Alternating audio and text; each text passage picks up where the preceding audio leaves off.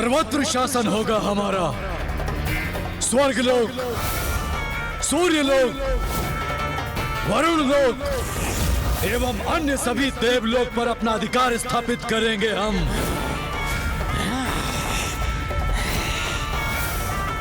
और उससे भी अधिक ब्रह्मदेव के ब्रह्मलोक, नारायण के बैकुंठ लोक को अपने अधीन करेंगे हम। हमारे जिह्वा की क्षमता दिलाएगी हमें सर्वलोकों की सत्ता। निगल लेंगे मक्षिकाओं के समान उन देवताओं को हम, भोज करेंगे उनका। और इस महाभोज के लिए अभी से आगे बढ़ेंगे हम। आक्रमण करेंगे इन सभी लोगों पर। इसके लिए तैयार होना मेरे असुरों। हमारा देवताओं का आक्रमण करेंगे, हम देवताओं का भोज करेंगे, हम देवताओं का भोज करेंगे। पिताश्री, माता का वास तो 51 शक्ति पीठों में भी है। वो सभी तो माता आदि शक्ति की शक्ति स्थली ही है ना? तो माता के सभी स्थानों में विंध्याचल पर्वत ही क्यों सर्वश्रेष्ठ है? क्योंकि पुत्र, देवी आदिशक्ति के समस्त शक्तिपीठों में देवी आदिशक्ति अपने एक ही अंश में प्रतिष्ठित है। इसलिए इन शक्तिपीठों में देवी के दर्शन भी आंशिक ही होते हैं।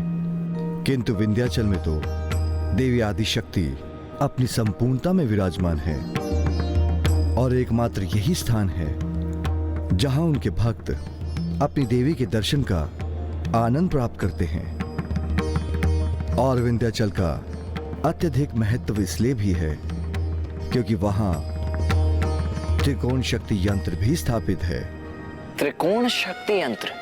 हाँ पुत्रो, त्रिकोण शक्ति यंत्र के कारण वहां की एक अनूठी महिमा है। वहां एक और काली खो में देवी महाकाली का वास है। दूसरी ओर अष्टभुजा पहाड़ी पर अष्टभुजी माता का वास है और मध्य में देवी विंध्यवासिनी स्थित है। और इस प्रकार वहां तीनों देवियों के एक साथ होने पर वहां शक्ति त्रिकोण उत्पन्न होता है। इसीलिए स्थान त्रिकोण तपस्थली के नाम से भी विख्यात है, क्योंकि यहाँ जो भी तप करता है उसे शक्ति त्रिकोण की दिव्यता के कारण अपने तप का फल तत्काल प्राप्त होता है। मैं समझ गया पिताश्री। माँ वहाँ अपनी पूर्णता में प्रकट होती हैं, इसीलिए वो सदैव दुष्ट दलन की यात्रा वहीं से आरंभ करती हैं। हमें विंध्याचल पर्वत की दिव्यता से परिचित कराने के लिए आपका कोटि कोटि धन्यवाद पिताश्री। और पुत्र, जब वहां सशरीर उनका निवास होता है तो उनके तेज से वहां का प्रत्येक कण अद्भुत तेज से भर जाता है। और आज तो वहां देवी आदिशक्ति की प्रातः सभा का भी आयोजन होगा। सभा? देवी अर्थात माता की प्रातः सभा। क्या हमें भी उस सभा में उपस्थित रहने का सौभाग्य प्राप्त हो सकता है पिताश्री?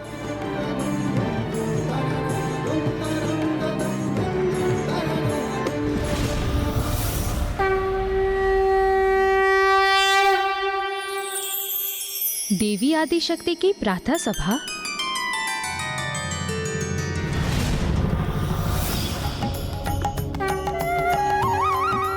देवी लक्ष्मी, देवी की सभा का आयोजन है आज, इसलिए हमें भी विंध्याचल प्रस्थान करना चाहिए।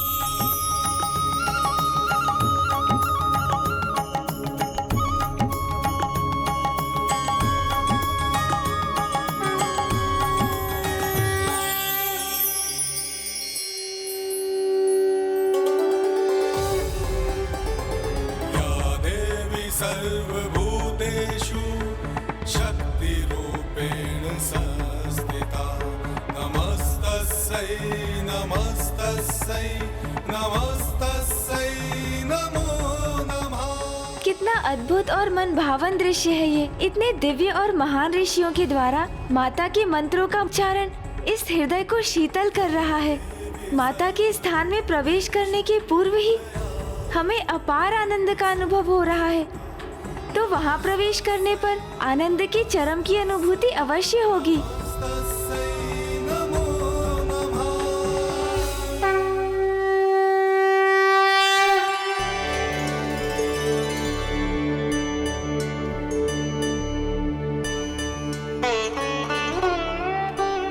आपने सर्वथा उचित कहा था पिताश्री। माता का विंध्याचल पर्वत माता के तेज के प्रभाव से जगमगा रहा है।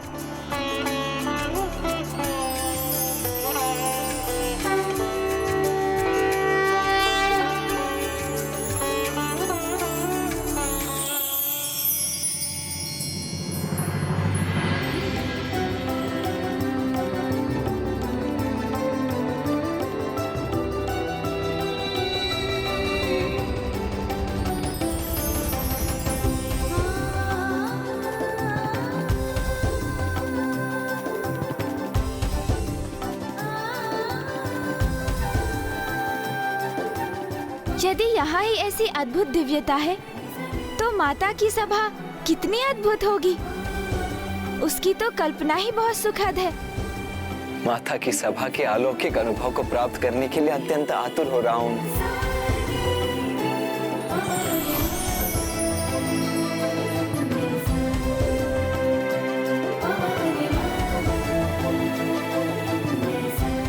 देवी की दिव्य प्रातः सभा है आज। अनुपम भव्यता होगी इस सभा की। इसीलिए देवी की सभा में सम्मिलित होने के लिए हम सभी लालायित हैं।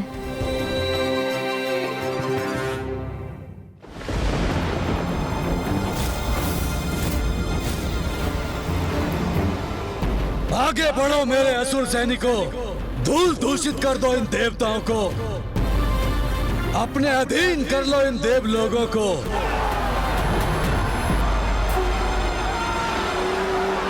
रुक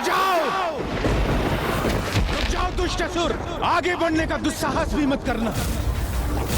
और यदि आगे बढ़े तो अपने ही सर्वनाश के मुख में प्रवेश करोगे तुम। इसलिए जाओ और खुले नेत्रों से स्वप्न देखना बंद करो। तुम और तुम्हारी ये छिपकली सेना कोई क्षति नहीं पहुंचा सकती देवलोकों को। इसलिए अभी लौट जाओ, अन्यथा मैं अपनी वायु शक्ति से तुम्हें रोकने पर विवश हो जाऊंगा। ओहो, वायुदेव, तो तुम रोकना चाहते हो हमें? तो आओ, दिखाओ अपना सामर्थ्य और हमें रोकने का प्रयास करके देख लो। तो उचित है, संभालो मेरी शक्ति का प्रहार।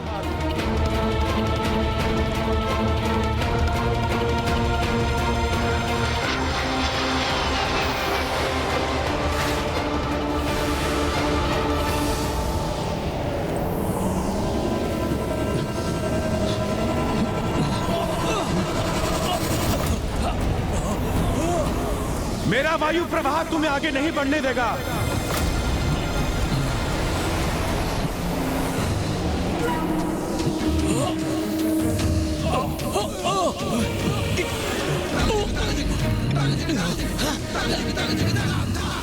अपनी वायु शक्ति को और प्रचंड करूंगा मैं, किंतु तुम्हें आगे नहीं बढ़ने दूंगा।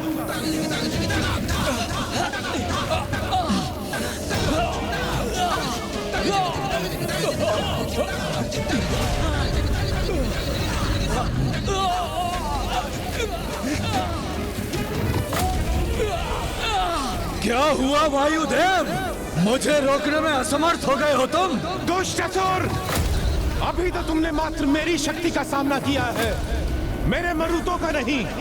हाँ, क्योंकि मैं यहाँ एकाकी नहीं, अपितु अपने 27 मरुतों के साथ आया हूँ। वो मरुत जो मेरी सबसे प्रबल और सहायक शक्तियाँ हैं। इसलिए अत्यधिक उतावले होने की कोई आवश्यकता नहीं है तुम्हें।